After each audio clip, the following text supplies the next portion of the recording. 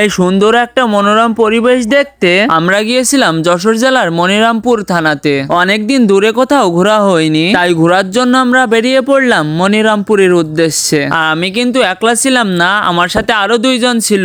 আমরা দুইটা বাইকে মোট 5 জন ছিলাম। তো হঠাৎ করে মনিরামপুরে যাওয়ার উদ্দেশ্যটার কারণটা আমি তোমাদের একটু বলি। অনেক দিনের পরিচিত একটা দাদা ছিল, সেই দাদার সাথে দেখা করতে রওনা দিলাম। আমাদের এই যশোর রোডের প্রাকৃতিক সৌন্দর্য দেখতে দেখতে আমরা পৌঁছে গেলাম মনিরামপুর শহরে। আর সব থেকে বড় দুঃখের বিষয় কি তোমরা জানো? এই মনিরামপুর শহরে আমি প্রথমে গিয়েছিলাম। এটা অনেক দুঃখের বিষয়। এটা আমাদের যশোর জেলার ভিতরে মনিরামপুর একটা উপজেলা। 9টি উপজেলা মিলে একটাই জেলা, তার মধ্যে মনিরামপুর একটা। আমরা বাইক রেখেছিলাম মনিরামপুরে। মনিরামপুর শহর থেকে ভ্যানে করে রওনা দিলাম নেহালপুরের উদ্দেশ্যে। নেহালপুর আসা মাত্রই আমাদের দাদা রিসিভ করতে চলে আসলো। অনেকদিন পর দাদার সাথে দেখা হয়েছে। দাদাও অনেক খুশি ছিল, আমিও অনেক খুশি ছিলাম। তো চলো এবার তোমাদের দাদাদের এলাকাটা একটু সুন্দর করে দেখানো যাক। এই এলাকার মানুষের জীবিকা বেশিরভাগ নির্ভর করে মাছ চাষের উপরে, তাই আমরা যেদিকেই তাকাচ্ছিলাম বিঘার উপরে বিঘা শুধু ঘের আর ঘের, মাছের ঘের। এই অসময় চারিদিকেই পানিতে থই থই করছে।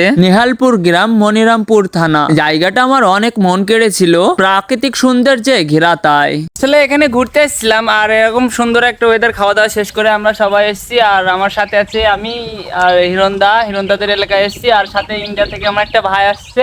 ভাই হাই করে দাও। হাই। দাদা আমাদের ঘুরতে নিয়ে এসছে, হিরণদাদের এলাকায় এসেছি। তো হিরণদা আমার সম্পর্কে কিছু বলবে, আমার ভিডিও সম্পর্কে। তো দাদার মুখ থেকেই শোনা যাক। দাদা বলো। সবাইকে অসংখ্য ধন্যবাদ আমাদের এই নিয়মিত ভিডিও দেখার জন্য, লাইক করার জন্য, কমেন্টস করার জন্য।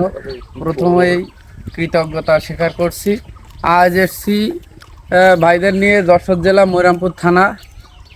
এখানে পরিবেশটা চারিদিকে কেমন ওয়াও পরিবেশ। হ্যাঁ, ভাই এখন সঙ্গে চলে আসছে। ভাই আর আমি এখন ক্যামেরা বন্দি হচ্ছি। হ্যাঁ, কেমন লাগছে সবাই? আসলে দাদার সাথে অনেক আগে থেকেই সম্পর্ক ছিল, তারপরেও প্রায় দীর্ঘ এই 4 বছর কি 3 বছর প্লাস পরে দেখা। তারপরেও একটু সম্পর্ক আমাদের অন্যরকম, এখনো সে আগের মতন সম্পর্কই আছে। তো যাই হোক, দাদাদের এলাকায় এসেছি, অনেক ভালো লাগলো ঘুরে। ঠিক আছে, সবাই ভালো থাকবা, সুস্থ থাকবা, টাটা। আচ্ছা।